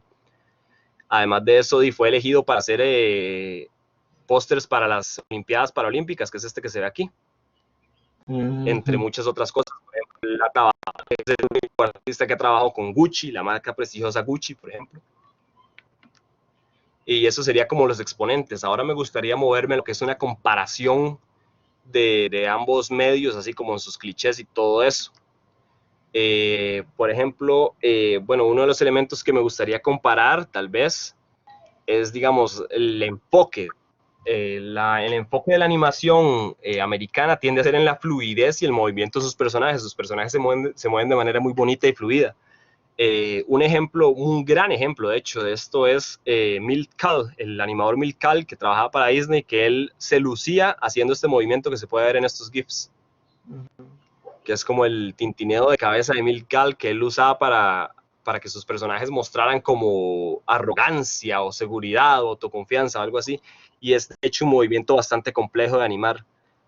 Otra cosa que también animaba mucho el movimiento de labios y todo eso, pero otra cosa que también es curioso es que la cámara en los cartoons tiende a estar estática, tiende a mostrar los personajes así de manera amplia y muy estática, no hay mucho cambio de ángulos, no hay mucho zoomeo y nada de eso, lo cual no pasa en el anime. El anime tiende a limitar un poco más lo que es la fluidez, pero compensa esto con la calidad de la animación. Los dibujos son mucho más complejos en el anime y además de eso las técnicas de cámara, que eso es lo que compensa un poco la falta de fluidez, como por ejemplo zooms, paneos, distintos ángulos y cosas así, lo que dan, digamos, le dan un uso muy cinematográfico, muy hollywoodesco a la cámara para mostrar la acción.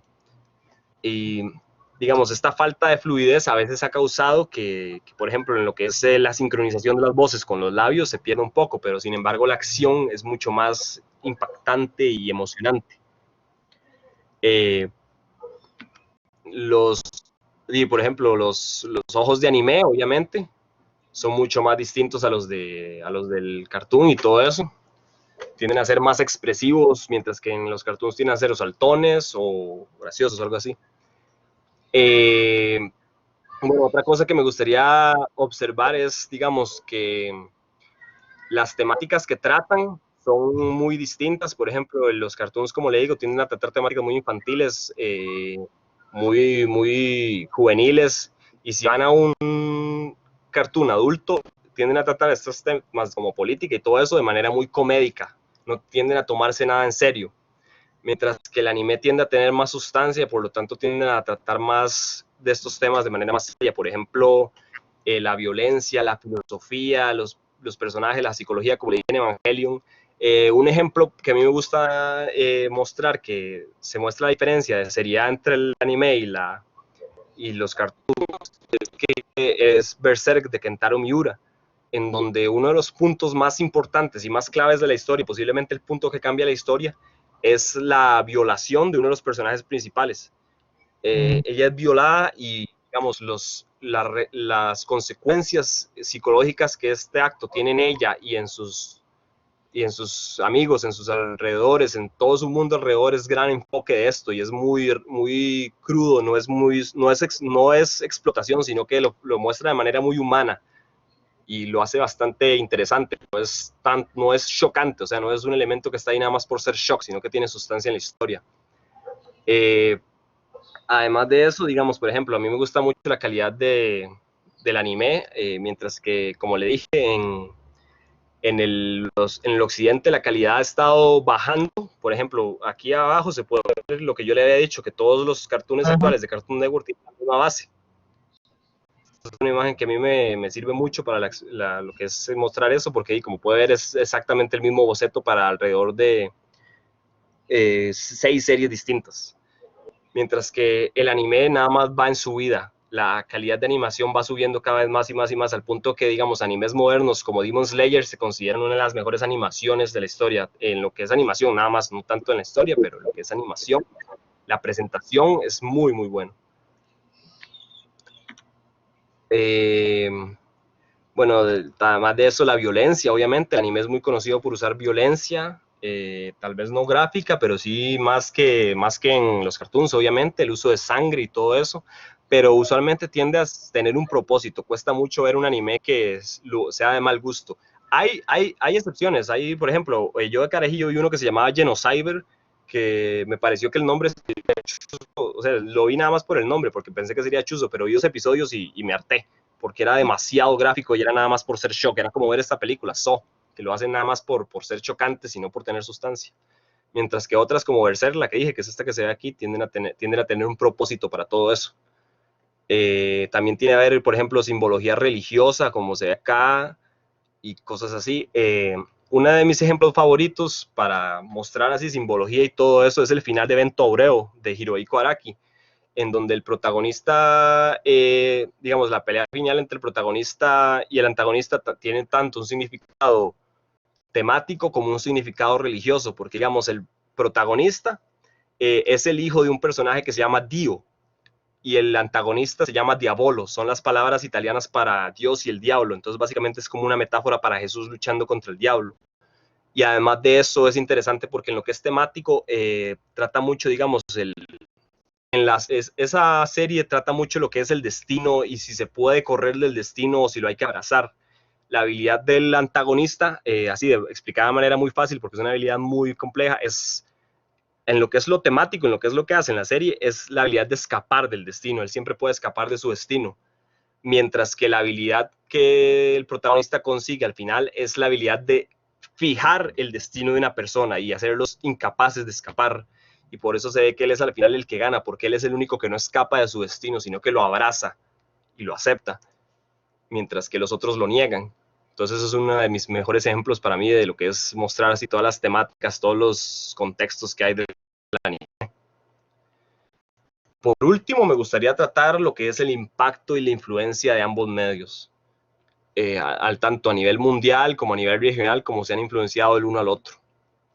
Bueno, por ejemplo, obviamente, no hay persona en el mundo que no conozca a Mickey Mouse o al Pato Donald, a Bugs Bunny. Todos ellos se han vuelto icónicos, así completamente icónicos. Puede que sean más famosos que actores inclusive. Y no solo eso, sus frases. Por ejemplo, ¿me escucha, profe? Profe.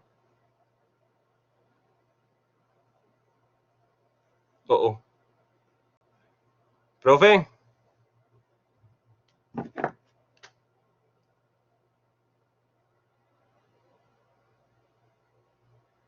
Profe. Profe, ¿me escucha?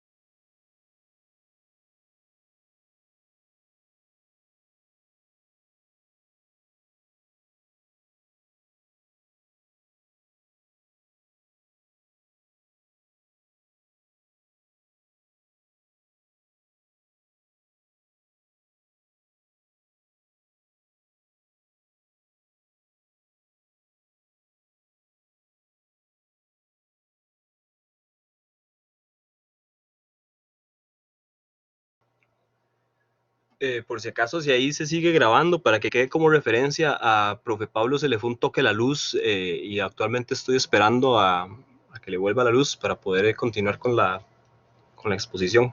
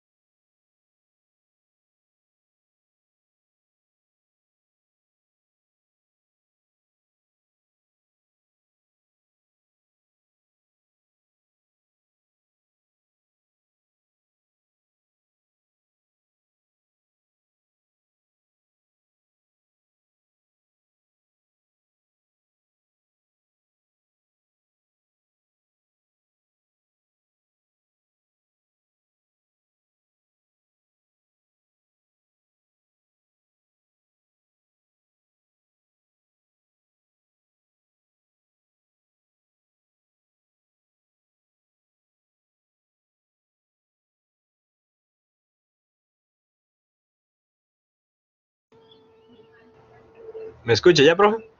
Ya, Sí. ya volví. Inconveniente. Ahí yo expliqué en la grabación que lo que había pasado, que a usted se le fue la luz, para que quede como referencia, para que no haya La problemas. primera vez que me pasa en todo este tiempo de dar clases, pero ahí nunca está de más un inconveniente. Dame un toque nada más, espérate, porque uno en estas circunstancias se pone a activar y desactivar. Eh,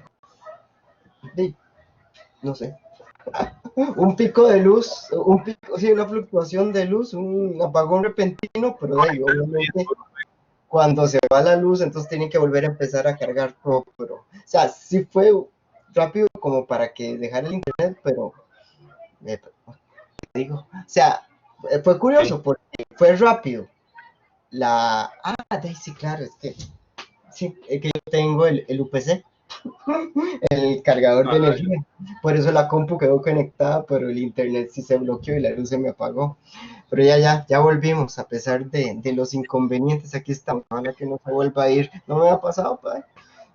Tiene que pasar sí, en alguna ocasión, tiene que pasar. inconveniente ahí, ¿no? Sí, Es mira, me entendible. quedé, Más o menos, ¿por dónde quedó, profe? estaba cerrando la parte de comparación. Ah, bueno, sí, logró escuchar lo que dije, lo de evento áureo y todo eso, lo del No, ahí contexto no, religioso y todo eso. podrías retomar ahí, Ah, bueno, entonces, sí. y continuar. Sí, bueno, lo último que yo quise hablar, que fue que, digamos, en la parte de comparación, digamos, para mí el mejor ejemplo de lo que es así como todo el contexto y toda la filosofía que le meten al anime y todo eso en comparación al cartoon, es la pelea final del anime de Evento Oreo, que significa viento dorado en italiano, de Hirohiko Araki, que digamos en la batalla final, aparte de ser nada más el protagonista contra el antagonista, también hay un contexto religioso que es, por ejemplo, el protagonista es el hijo de un personaje que se llama Dio, mientras que el antagonista se llama Diabolo. Entonces es como una referencia ante Jesús contra el diablo, ya que es el hijo de la palabra italiana para Dios contra la palabra italiana de diablo. Y además de eso, una cosa que está muy presente en este anime es la temática del destino y si se puede correr o abrazar el destino, que es lo que hay que hacer. Entonces el antagonista Su habilidad en lo que es a nivel temático, en lo que causa la historia, es básicamente la capacidad de correr en el destino. Esa no es su habilidad así de manera técnica, pero de forma temática su habilidad le permite correr y escapar de su destino. Mientras que el protagonista, o sea, esa habilidad que dijera la antagonista, no sé si me confundí, mientras que el protagonista, su habilidad es la habilidad de fijar el destino de una persona, de evitar que esa persona corra de su destino, y eso es lo que él al final le da la habilidad de ganar, que él no corre de su destino, sino que lo abraza, lo acepta y se desarrolla con su destino. Entonces ese es para mí uno de los mejores ejemplos de cómo el anime mete todo ese contexto, toda esa filosofía, todas esas simbologías.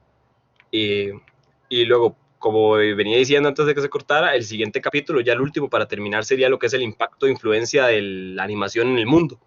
Tanto, digamos, como se han influenciado al anime a los cartoons y viceversa, como han influenciado a nivel regional y a nivel mundial.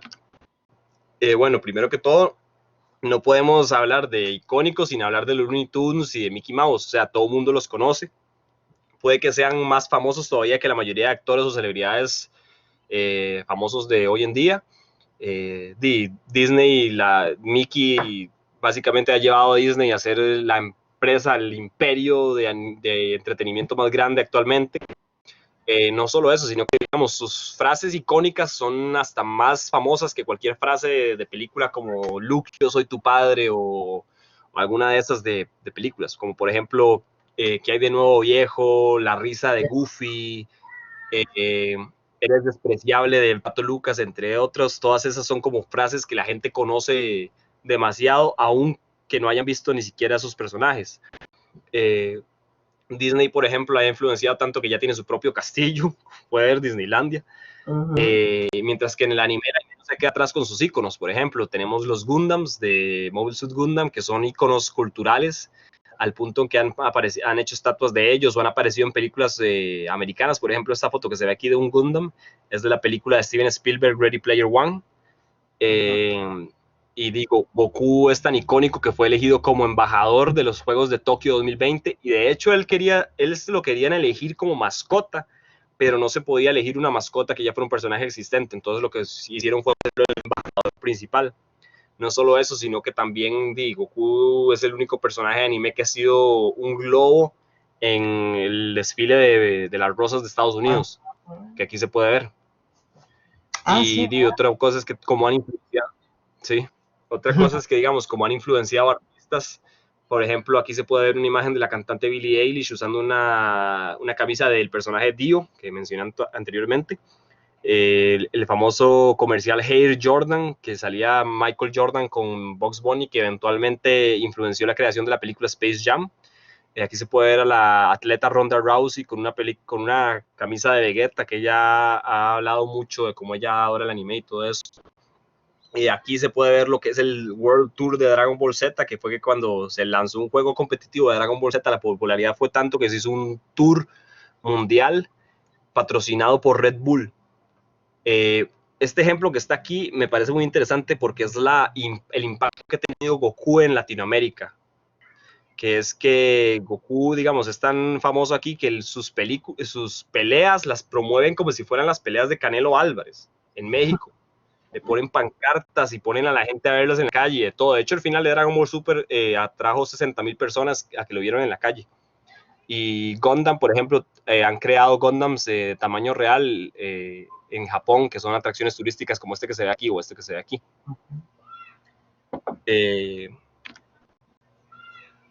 Bueno, también otra cosa que influencia mucho es el cine. El cine le gusta tomar mucho de la animación, tal vez no tanto de la animación occidental porque no hay tanta sustancia, pero el cine hollywoodense le ha copiado al anime desde tiempos inmemorables. Y aquí también, como se puede ver, también el cartoon ha tomado algunas influencias para parodiar o referenciar al anime. Como se puede ver, estos son cartoons que han parodiado, por ejemplo, Dragon Ball Z. La influencia también del anime en los cartoons se pueden ver, por ejemplo, en los ojos de Disney, que digamos, si usted compara con los ojos de Blancanieves, se puede ver que los ojos de Elsa son más parecidos a un anime, no son tan realistas, son más expresivos. Y aquí hay algunos ejemplos de películas que le han copiado a Hollywood, por ejemplo esta, Van Helsing, que ya venía una novela establecida, cambió un montón de cosas de la novela para parecerse el anime Vampire Hunter D. que es uno de mis animes que yo veía pequeño, que digamos, por ejemplo, el personaje de Van Helsing originalmente en la novela se llamaba Abraham, era mayor y era conocido por vestir de rojo, mientras que en la película le cambiaron el nombre a Gabriel, como el protagonista de Vampire Hunter D, y cambiaron toda su estética para que pareciera al protagonista de Vampire Hunter D, sin acreditar nada. Sin embargo, hay gente que ya tiene un poco más de decencia, como por ejemplo Christopher Nolan, que admitió que gran cantidad de sus elementos de su filme Inception son inspirados por el filme Paprika, que trata mucho de los temas de los sueños y todo eso, explorar sueños y todo eso. Nada más que Paprika tiende a ser un poco más abstracto y fantasioso, mientras que Inception tiende a ser un poco más basado en la realidad, a pesar de ser igual fantasía. Otro ejemplo, Perfect Blue. Perfect Blue, Black Swan es considerado una adaptación espiritual de Perfect Blue. De hecho, el director de Black Swan tiene los derechos para poder hacer una adaptación de live action de Perfect Blue, pero decidió hacer Black Swan en vez. Matrix, por ejemplo, los Wachowskis, los hermanos Wachowskis, famosamente, cuando fueron a proponer Matrix al productor, el productor, un señor de apellido Silver, si no me equivoco, ahorita se me escapa el primer nombre, ellos famosamente le enseñaron esta película, Ghost in the Shell, y le dijeron que querían hacer como una versión live action de eso, y entonces cambiaron bastante la historia, pero mantenieron la estética y la forma en la que se presentaba la acción para crear The Matrix. The Matrix tiene mucho compartido con Ghost in the Shell. Una cosa que es bastante interesante es que cuando digamos, las películas como estas que copian a anime sin dar crédito, estas que toman algunos inspiración o secuelas espirituales, tienden a tener muy alta calidad. Sin embargo, cuando América intenta hacer una adaptación directa de un anime, tienden a meter la pata, más que todo porque tienden a, en vez de abrazar la historia y copiar la historia, hacerlo y adaptar la historia, tienden a simplemente agarrar los personajes y crear su propia historia y completamente salirse por otro tema. Por ejemplo, uno de los mejores ejemplos es la película de Death Note, que Death Note es uno de los animes más aclamados a nivel de historia y todo eso, y la película hizo muchos cambios, como por ejemplo cambiaron al personaje, en vez de llamarse Light Yagami, le cambiaron el nombre Light Turner para que fuera gringo, cambiaron la ambientación a Los Ángeles, el personaje dejó de ser un sujeto estoico, inteligente y calculador para ser un llorón y un pendejo, perdón por la palabra, pero básicamente el chiste, uno de los grandes chistes de la película es que el mae grita como una niña, o sea, para que se dé una idea. Solamente dejaste de compartir la pantalla, volverle a hacer clic para poder seguir viendo el libro. Ok.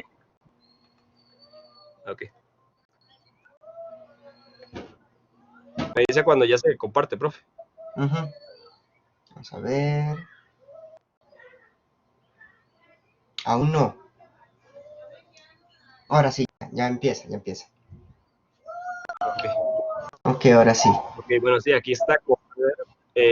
Otro ejemplo, posiblemente el mayor ejemplo de una adaptación fallida es la de Dragon Ball Z, Dragon Ball Evolution, y cambió casi que toda la temática de la serie. Por ejemplo, Goku, digamos, se supone que esta serie es adaptada del Dragon Ball original cuando Goku era niño, y Goku era un niño que vivía en las montañas, y la gran mayoría del chiste y la comedia de Dragon Ball Z venía de cómo Goku empezaba a aprender e interactuar de manera social con la gente. O sea, él ni siquiera sabía distinguir a un hombre de una mujer, él no se da cuenta hasta que por accidente le toca la entrepierna a Bulma, su amiga, y se da cuenta que ella no tiene lo que tiene guindando entre las patas. Mientras que en la adaptación americana lo que hicieron fue hacer un drama adolescente. Volvieron a Goku adolescente, lo metieron en la escuela, lo hicieron dramático y romántico, y básicamente cambiaron toda la historia. Básicamente Goku estando en una escuela es un sacrilegio, porque gran parte del chiste de Goku es que él no sabe nada. Y esta película fue tan horrible que mucha gente la considera el mayor insulto de América a Japón desde Hiroshima. Esas son las palabras que muchos críticos usaron para escribirlo. Y de hecho, esta película fue tan mala que inspiró a que Akira Toriyama saliera al retiro. Akira Toriyama, cuando terminó Dragon Ball Z, él dijo que él no quería tener nada más que ver con la serie, que ya estaba cansado. Pasó 20 años retirado, igualmente diciendo que no iba a hacer nada, pero salió esta película y dijo, no, vuelvo, hagamos películas nuevas, series nuevas, para que la gente se olvide de esto, porque esto es horrible. Y por último, para mí, como ya había mencionado, Akira es una de las películas más copiadas de la historia. Para mí es uno de los 4 grandes del cyberpunk, que es uno de mis géneros favoritos, junto con la novela Do Androids Dream of Electric Sheep, la película Blade Runner y el videojuego Final Fantasy VII. el cual toma gran inspiración de Akira. Digamos, Akira se puede ver su influencia en todo, desde adaptaciones espirituales como la película Chronicle, que es una adaptación muy espiritual de Akira, pero americanizada. O por ejemplo, digamos, cuando la motocicleta de Akira aparece en el filme Ready Player One de Steven Spielberg, ese es uno de los mayores puntos de marketing que ellos usaron. Básicamente todos los pósters traían la foto de la motocicleta de Akira y toda la vara. Casi que cada película salía de 1988 en adelante, que tiene temas de ciencia ficción o de distopia o de adolescentes o de rebeldía, tiende a tener alguna influencia de Akira. Así es el nivel de influencia. De hecho, es tan influencial que este artista, Kanye West, que es uno de los artistas más famosos, la considera su película favorita y de hecho recreó varias escenas del filme en su video para la canción Stronger. Y hasta inclusive en películas que no tienen nada que ver con ciencia ficción y todo eso hay referencias a Akira. Por ejemplo, en la última película de King Kong aparece la chaqueta de Shotaro Kaneda en una de las escenas. Y por ejemplo, aquí puede ver en este GIF la cantidad de gente que ha copiado la famosa escena de Kaneda deslizándose en motocicleta, todo desde Star Wars hasta Batman, hasta los Simpson han copiado a Akira. Otra vez Esto es un se post. perdió la pantalla. Volvémela a compartir. Hay cosas que pasan, como te... Sí, tranquilo, profe. Son technicalidades todavía. No está muy buena la tecnología. Aún hay fallos técnicos, como dije hace un rato. Nunca se me ha ido la luz hoy. Hoy pasó. Siempre hay una primera vez. Era lo que iba a decir. Siempre hay una primera vez. Me pasó con vos ahorita. Ok. Estabas con lo del que lo habían creado los Simpson y esto y esto y esto. Estabas con esa parte. Sí, aquí está lo de los GIFs, que como le digo, para mí es uno de los mejores ejemplos ese GIF, de la cantidad de gente que ha copiado el slide de Shotaro. Y digamos, otro artista que también, para que se vea el calibre de artistas que le cuadra a Akira, es el famoso Michael Jackson, que él puso escenas de Akira en su video Scream, entre otras cosas. La forma en la que Akira iluminaba ha sido muy influenciado para cualquier película en que tenga un ambiente urbano. Básicamente la iluminación de Akira, mucha gente describe que Neo Tokyo es un personaje más, no es solo un background, y eso es por la cantidad de detalle que se metió este filme, como vimos en el video, que ellos literalmente iban ventana por ventana, pintando todo, era demasiada atención al detalle. Básicamente Katsuhiro Otomo, que fue el creador, el director de esta película, quería que esto fuera su magnum opus, él quería que esto fuera su obra maestra. Y básicamente, como le digo, Akira es una de las películas más copiadas a nivel mundial, en cualquier género, y por eso es de mis películas favoritas. Y ya para terminar, me gustaría mostrarle un pequeño video que no tiene que ver con Akira, sino con la influencia del anime en general, pero es un video muy bonito que es de una de las atracciones turísticas de Japón, que es el Gundam Unicornio. Me confirma si puede ver la página aquí. ¿Ahora sí? Sí, voy a darle play al video. Esto es una atracción turística muy bonita porque se transforma. Entonces voy a...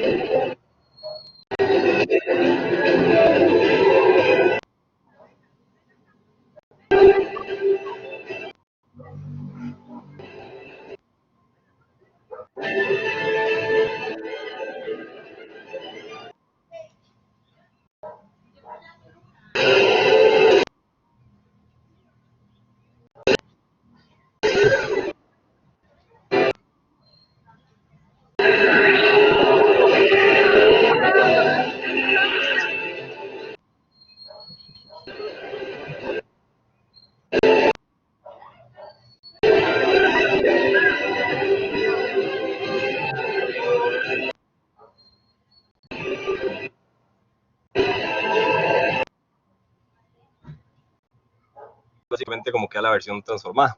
¿Sí lo puedo ver bien, profe? Sí, sí lo pude ver, muy chido, muy bonito. Sí.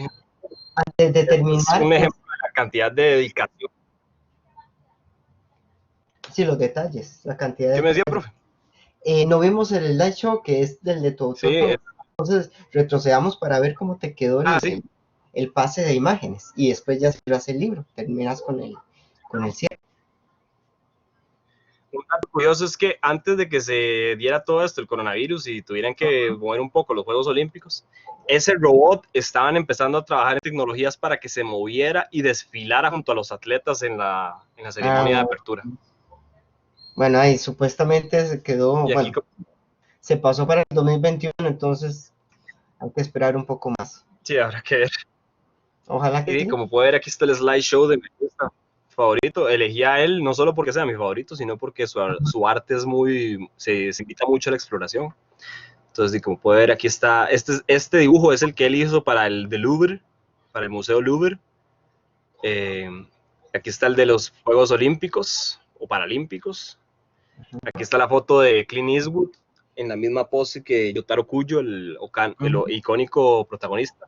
Sí, ahí. Aquí otra vez está Clint Eastwood. Este es un ejemplo de uno de sus artes más modernos. Me encanta demasiado su arte moderno. Es muy influenciado por lo que es estatua griega. Este es su primer manga, de hecho. Se llama La Hermosa Irene. Y se nota mucho la diferencia entre art styles, entre esto y esto. Uh-huh.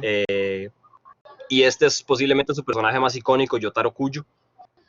Básicamente su look, a pesar de que hay gente que no conozca JoJo's, posiblemente ha visto alguna referencia o algún tributo a este personaje en algún lado. Su look, digamos, su look es básicamente la gorra y la gabardina se han vuelto un look muy icónico para varios medios. Entonces, cuando usted ve a alguien que tiene una combinación de gorra y gabardina y tal vez accesorios, posiblemente es que están referenciando a Yotaro Kujo.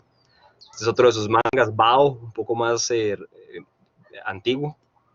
Y este es una portada que él hizo para Gucci, para las tiendas Gucci, que de hecho él se pidió personalmente que si podía diseñar arte y algunos atuendos para Gucci, y él lo hizo.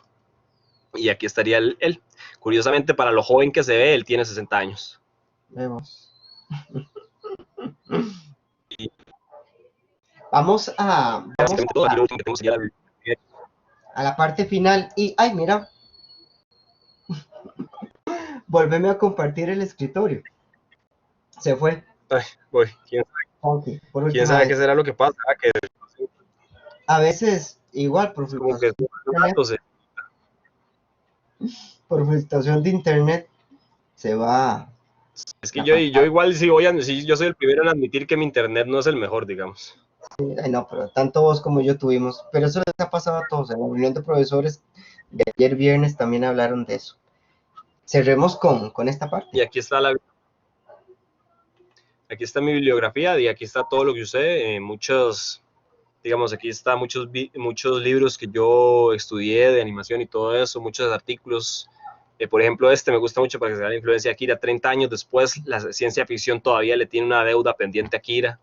Este me encanta, este es el libro que escribió Hirohiko Araki, se llama Manga en Teoría y Práctica, entre otros, y el Akira de Katsuhiro Tomo, Historia del Anime, Manga for the Beginner Shoujo, entre otros. Y bueno, para hablar un poquito de lo que fue el proceso de creación de este trabajo, bueno, más que todo las páginas, se usó mucho lo que es el Photoshop, mientras que en mis ilustraciones, como la portada y la contraportada, también usé mucho Illustrator. Me gustó mucho el uso del rojo porque es uno de los colores significativos de la revista Shonen Jump, que fue como mi base para la contraportada y la portada. Y ya lo que fue en InDesign fue básicamente lo que fue ya la creación del libro en sí, ya la combinación de los elementos y agregar la interactividad a los videos y todo eso. InDesign fue uno de los elementos más claves. Y básicamente aquí es donde termina el libro, con esta pequeña contraportada que muestra a Bugs Bunny, Mickey Mouse y a Gon y Killua de Hunter x Hunter. Y con eso sería el final del trabajo, profe. Ok, de ahí. Sin duda la exposición más apasionante que he tenido en muchos años y felicidades, a pesar de todas las fluctuaciones. Muy Sí, bien hecho, te felicito. Ahora sí, deja de compartir la pantalla. ok. Bueno, entonces, si estuvieran algunos invitados aquí, te reconocerían todo el esfuerzo y los detalles y la pasión depositada en este trabajo. Pues yo hablo por todos los que pudieron haber estado aquí físicamente te lo dije durante toda la tutoría, está muy bonito tu trabajo, está lleno de detalles, lleno de pasión, de gusto, te metiste en el proyecto, ¿verdad? Y se nota en cada uno de los dibujos que hiciste, los montajes que hiciste, los diseños que hiciste, los textos que pusiste, las Pues animaciones, videos que comentar que, pusiste, digamos, se nota a que te pesar de haber sido... sí, y que no, depositaste. ahora usted primero, profe. ¿Me escuchas? Sí, sí. Sí, entonces, de ahí no, te doy, de mi parte, yo te doy todos los puntos del proyecto final, porque eh, por, no solo por la exposición, sino por todo lo que trabajaste página por página, es un diseño exclusivo, entonces se nota que le pusiste ganas y tenés bien merecido el 100 para este proyecto, y te felicito. No te puedo Gracias, profe. reconocer en persona el esfuerzo, no te lo puedo, un abrazo, una mano, no te lo puedo dar, pero te lo doy desde acá, el abrazo y mis felicitaciones porque tienes talento y te comprometes cuando te gusta, se nota que te comprometes y espero que mantengas ese espíritu. Vamos a Sí, me terminar. gustaría comentar Ajá, que a dime. pesar de que fue uno de mis trabajos más desafiantes y más complicados, sinceramente nunca sentí como que fuera agotador ni que fuera como una carga, porque sinceramente sí sentí mucha pasión por el trabajo, sí me sentí muy motivado a hacerlo y eso me motivó mucho a que tuviera esta calidad, digamos. Ok, un aplauso. Bien por vos. Vamos a terminar acá la grabación y entonces, como te dije, vamos a pasar a poner las notas. Entonces, quédate en línea. Okay.